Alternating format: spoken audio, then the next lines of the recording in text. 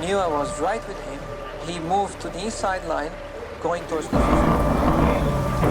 Because we are competing. We are competing to win. And the main motivation to all of us is to compete for a victory. It's not to come third, fourth, fifth, or sixth. Races will be from 4 to 7 seconds before the green and the start of the 76th lap. European Grand Prix. Cross gets away well, so does Hill, so And does... if you no longer go for a gap that exists, you're no longer a racing driver.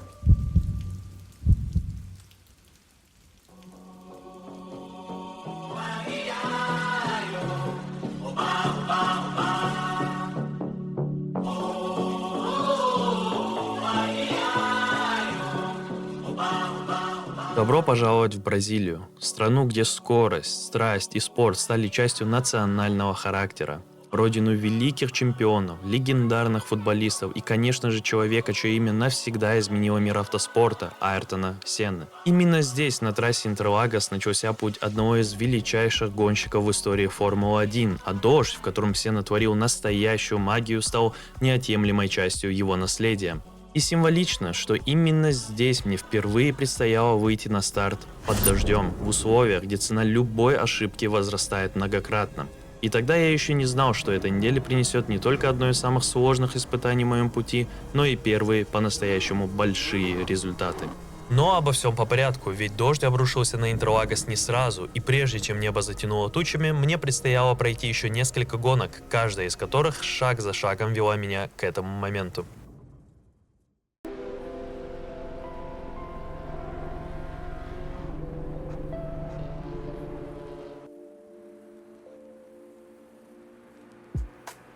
Благополучно получив свою первую лицензию, я решил сделать следующий шаг и впервые попробовать свои силы в мультиклассовых гонках. Для тех, кто не знаком с этим форматом, это заезды, в которых одновременно участвуют автомобили разных категорий, которые отличаются по скорости, управляемости и поведению на трассе. При этом все они находятся на одном треке, а борьбу ведут исключительно внутри своего класса. Серия Production Car Challenge стала для меня первым подобным опытом. Здесь на одной трассе встречаются такие автомобили, как BMW M2 CS Racing, Toyota GR86, Mazda MX-5 Cup и Renault Clio Cup. Мой выбор практически сразу пал на BMW, это был самый быстрый из доступных мне классов. Если честно, долго раздумывать не пришлось, после небольшого количества заездов на Mazda мне уже хотелось попробовать что-то новое, что-то более мощное, требовательное и, как мне тогда казалось, гораздо более интересное. Но теория теорией, а настоящая история началась тогда, когда погасли стартовые огни первой гонки.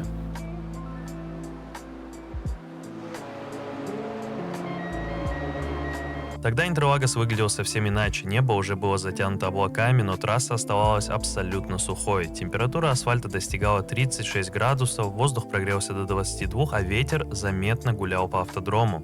На первый взгляд условия казались вполне комфортными для гонки, однако сама погода будто уже ненавязчиво намекала, что эта неделя еще преподнесет мне немало сюрпризов.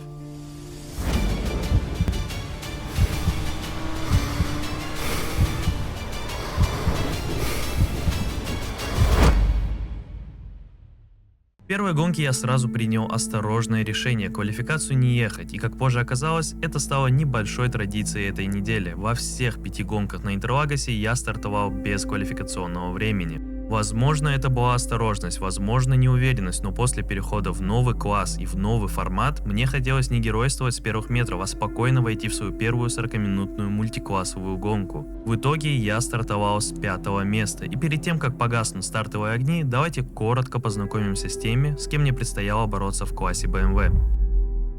На полпозиции расположился японец Райза Бурукубу, вторым стартует Миразам Юсупов из Узбекистана, и это имя советую запомнить, потому что в этой истории он появится еще не раз. Третья позиция Петро Пилипчук из Украины, четвертым расположился британец Шона Коллинз и пятая позиция непосредственно моя. Позади меня шестым стартует Эрик Тиммерманс из Польши и замыкает наш класс BMW еще один представитель Великобритании Саймон Гриновей. Надеюсь, все имена и фамилии я выговорил правильно, если нет, парни, без обид, я правда старался. Итак, состав был ясен и оставалась лишь одна небольшая деталь. Теперь все готово, впереди 40 минут, которые должны были показать, насколько я вообще готов к новому уровню гонок. Взмах зеленого флага и первая гонка начинается.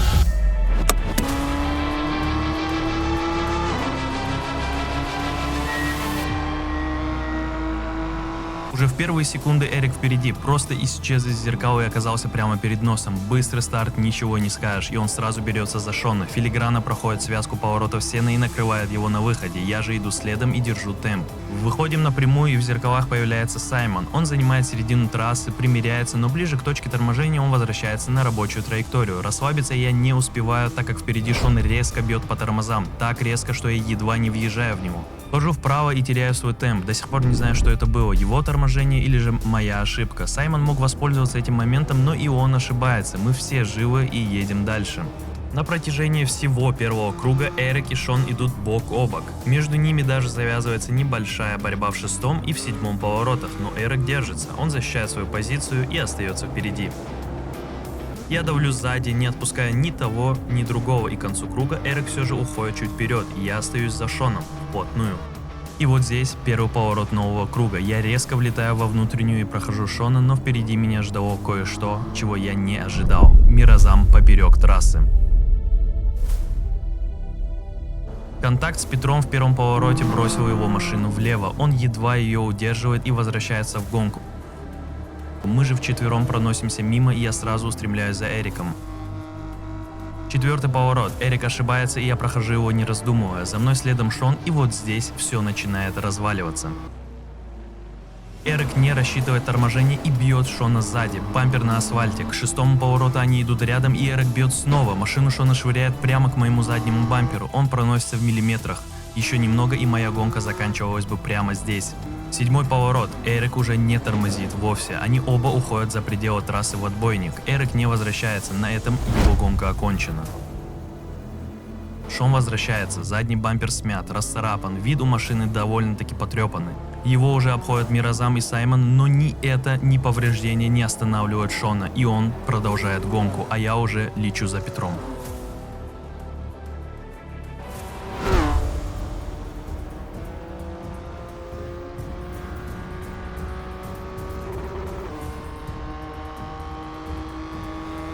Разрыв сокращается с каждым метром, мой темп лучше, и Интерлагос постепенно сводит нас все ближе.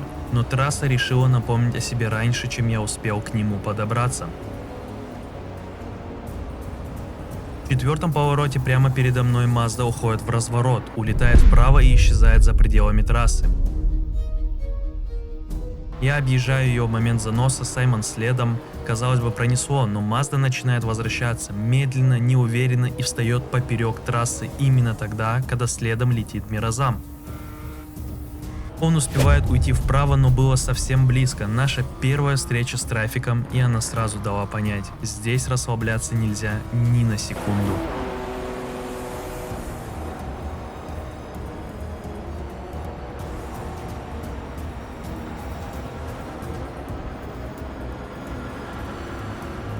Летим дальше, седьмой поворот, и снова между мной и Петро возникает какая-то неразбериха с Маздой. Бельгиец за рулем, его разворачивает прямо на трассе, машину сносит, он едва удерживает контроль, я обижаю его и продолжаю преследование.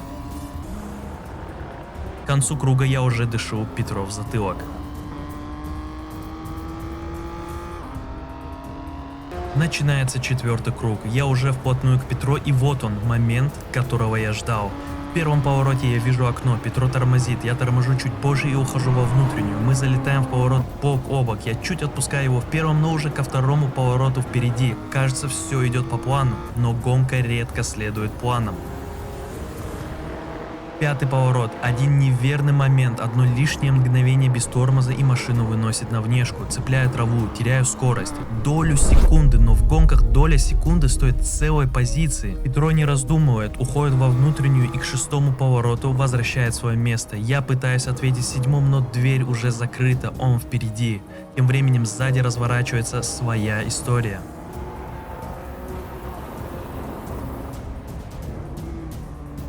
Мирозам уже висит у Саймона на бампере, метр между ними, максимум 2, а в девятом повороте спуск решает все за Саймона. Его просто сносит, машина уходит влево и он вылетает с трассы. Мирозам в сантиметрах от него резко уходит вправо, выскакивает за пределы трассы, но мгновенно возвращается на траекторию. Он тоже не упускает момент и проходит Саймона. Теперь они оба летят за нами, а впереди все еще Петро, и я продолжаю давить.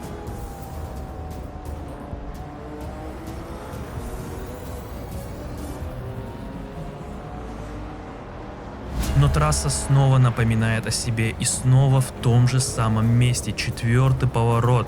И теперь здесь снова хаос. Toyota теряет контроль и вылетает боком прямо на рабочую траекторию. Петро уходит вправо и выскакивает за пределы трассы. Я следом, деваться некуда, объезжая Toyota как могу и тоже покидая пределы трека. Мы оба возвращаемся и летим дальше. Мирозам проносится мимо чисто, Шон пропускает ее и летит следом. Все возвращается на свои места, и снова я за Петро, а Мирозам за нами. И вот здесь начинается то, что продолжалось несколько кругов подряд. Одна и та же картина. Я то догоняю Петро, то отдаляюсь от него. Мы сравнялись по темпу, но каждый раз, когда я подхожу достаточно близко, он действует хладнокровно, методично, как закрытая дверь. И Мирозам тоже не отступает. Стабильно круг за кругом он сокращает разрыв, пока мы с Петром ведем нашу маленькую войну. Эта дуэль начинает напоминать танец. Два гонщика, один темп, и ни один не может сделать решающий шаг. Петро впереди, я сзади, Мирозам где-то за горизонтом зеркал, но горизонт этот с каждым кругом становится все ближе. Я это чувствую и понимаю. Времени остается все меньше.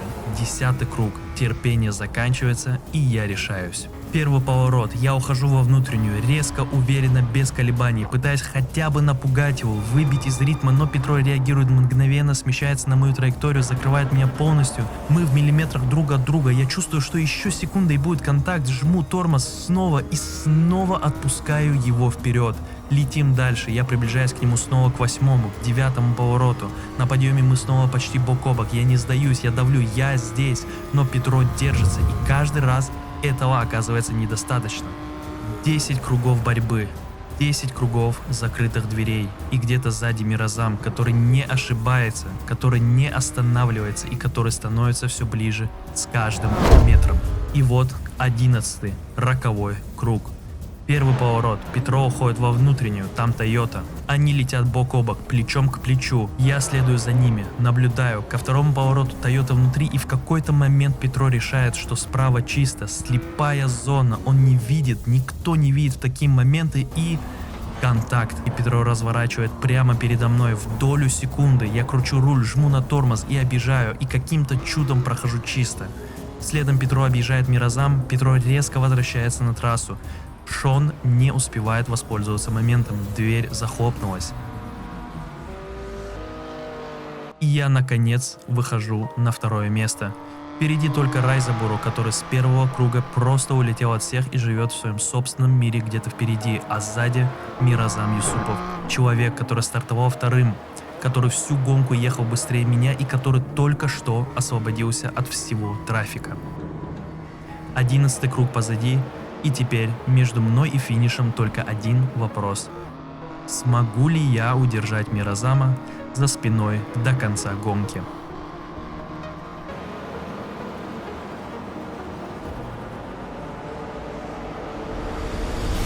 Двенадцатый круг. Я ушел вперед, но расслабиться не получается. Я знаю, кто едет сзади, и это не тот соперник, которого можно сбросить со счетов. Уже к 10-му повороту я замечаю его в своих зеркалах, и между нами остается всего 5 метров. А потом я ошибаюсь. На выходе из 12-го поворота меня уносит слишком широко. Я схожу с правильной траектории, и этой оплошности оказывается достаточно, чтобы Мирозам подобрался почти вплотную. Теперь нас разделяет от силы метр, может быть 2, и я буквально чувствую его присутствие за собой. На подъеме к 14-му повороту он уже почти достает меня, и тут в борьбу вмешивается сама физика. Грязный воздух, слипстрим, и машину Мирозама выбрасывают на внешнюю сторону, колеса находят траву, и он на полном ходу врезается в ограждение. Это был тот самый момент, когда добыча уже почти в зубах, когда вся гонка, все это терпеливое преследование вот-вот должны были окупиться, но что-то опять пошло не так. Казалось бы, теперь можно выдохнуть, но уже на следующем круге на прямой его силуэт снова вырастает в моих зеркалах. Он возвращается, как будто ничего и не было. И словно почувствовав это напряжение, трасса разыгрывает передо мной целый спектакль. На подъеме к 14-му повороту Mazda на выходе срывается в занос, ее швыряет вправо, прямо в проходящую мимо Toyota. После удара обе машины синхронно разворачивают в мою сторону, они летят на меня и проносятся в сантиметрах, я даже не успеваю испугаться и просто пролетаю мимо. На 14-м круге настает уже мой черед ошибаться. В 4-м повороте я неправильно торможу и сам же порчу себе выход. Доля секунды, но как мы уже знаем, этого хватает. Из-за моей оплошности он снова оказывается у меня за спиной гораздо ближе, чем мне хотелось бы. И все же Мирозам никак не может меня нагнать. Круг за кругом он держится рядом, но рядом это еще не впереди, а потом наступает последний круг. И в 7-м повороте он снова меня настигает. Я понимаю, что это решающий момент, последний шанс для нас обоих, и я решаюсь защищаться по-настоящему жестко. Уже к 8-му повороту я занимаю середину трассы и ухожу во внутреннюю, чтобы у Мирозама не осталось ни единой лазейки нырнуть под меня. Он подбирается на немыслимо близкую дистанцию, ближе, чем за всю гонку. К 10-му повороту он пробует зайти во внутреннюю, но в последний момент будто бы не решается. Я веду машину строго по своей траектории, не оставляя ему ни сантиметра свободного пространства. И вот выход из 12-го поворота. Финал этой долгой охоты. Мирозам выходит слишком широко, правое заднее колесо находит на траву и его машину разворачивает. И в этом есть своя горькая ирония, потому что на самом деле он заслуживал гораздо большего. Он старался всю гонку, он гнался за мной круг за кругом, и он действительно был быстрее меня, но скорости ему оказалось мало, а вот стабильности не хватило. У меня же все сложилось ровно наоборот. Я уступал ему в темпе, зато был стабильнее, и именно это в конечном счете и сыграло против него. Он успевает вернуться на трассу раньше, чем подоспеет Петро, и сохраняет за собой 3-е место, но меня ему уже не достать. Я пересекаю линии финиша 2-м и в первое мгновение даже не до конца осознаю, что произошло. 40 минут борьбы, аварии, плотный трафик и моя собственная упрямая борьба, и вот он, результат, мое первое серебро в карьере iRacing.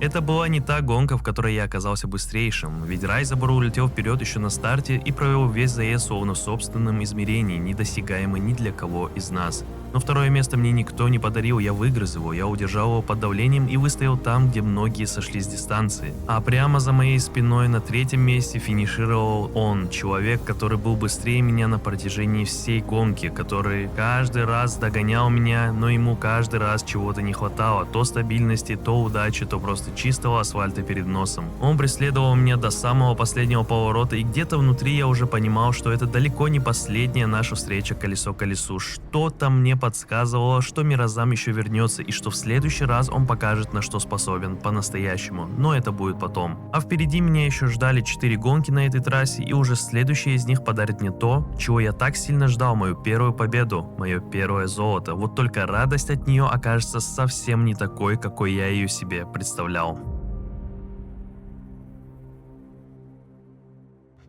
Всем привет, это я. Тот самый рассказчик из видео, которое вы только что посмотрели, и наверняка для многих из вас в новинку видеть меня и видеть в этой странной маске. Все те немногие, кто давно уже следят за моим твичом, уже наверняка меня узнали, потому что я почти каждый день стараюсь стримить и стримлю вот именно в этом образе. И да, это я, тот самый голос, который рассказывает вам эти истории, которые вы наблюдаете. Если честно, я никогда не записывал видео такого формата раньше. Казалось бы, я каждый день стримлю и каждый день вещаю перед камерой, но это немного другое, я сейчас очень сильно нервничаю. Вообще, ради чего все это я записываю? В первую очередь ради того, чтобы сказать вам спасибо. Огромное спасибо за тот отклик, который я получил после первого видео, за весь этот фидбэк. Если честно, когда я публиковал это видео, я рассчитывал, максимум на 1000-2 просмотров. Я не ожидал такого масштаба и такого огромного количества фидбэка. Да, возможно, для кого-то 15 тысяч просмотров — это небольшая цифра, и, если честно, каждый лайк, каждый просмотр и каждый ваш комментарий для меня очень сильно важен, и я очень ценю это. И, если честно, я был несказанно рад, когда увидел такое огромное количество поддержки. Я очень рад стараться ради вас. Вся вот ваша эта поддержка — это единственное, что заставляло меня каждый день включать компьютер и продолжать работу конкретно над видео, которое вы только что посмотрели. Надеюсь, вам оно очень сильно понравилось, и вы досмотрели до конца.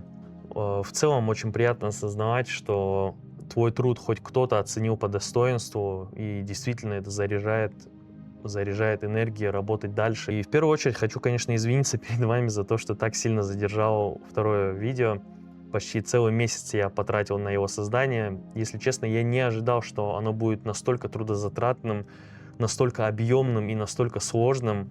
Я все это время потратил ради того, чтобы сделать это видео гораздо лучше первого. Я потратил огромное количество сил на создание этого видео, и я действительно надеюсь на то, что оно вам понравилось, и что вы действительно заметили рост по сравнению с первым видео. И у меня к вам будет небольшая просьба, наверное. Если вам не сложно, я бы хотел попросить вас написать в комментариях, что бы вы хотели видеть в данных видео. Может быть, вы бы хотели, чтобы эти видео были короче, или же наоборот длиннее. Может быть, добавить каких-то более подробных объяснений с технической стороны гонок. Я спрашиваю не просто так, потому что впереди еще целые 4 гонки с этой трассы, на этой машине. И, если честно, я даже немного растерялся при создании данного видео, потому что я хотел изначально впихнуть больше гонок, но боялся, что таймлайн будет слишком огромным и видео получится чересчур увесистым. Поэтому решил остановиться на первой гонке, хотя сам же затизерил в начале видео вам свою первую дождевую гонку, которая, скорее всего, перейдет уже во вторую часть. Не переживайте, она будет, но уже в следующем видео, к сожалению, не получилось его уместить. Еще раз вам огромное спасибо за лайки, за комментарии, за просмотры, за подписки, в принципе, за то, что вы есть. Действительно очень ценю вас и вашу поддержку. А если вам вдруг будет скучно, то добро пожаловать на мой Twitch. Я стараюсь стримить каждый день в 5-6 часов по Москве. Стараюсь. Вот, поэтому в целом на этом все. Еще раз вам огромное спасибо за просмотр, за поддержку. Всего доброго, увидимся уже в следующем видео.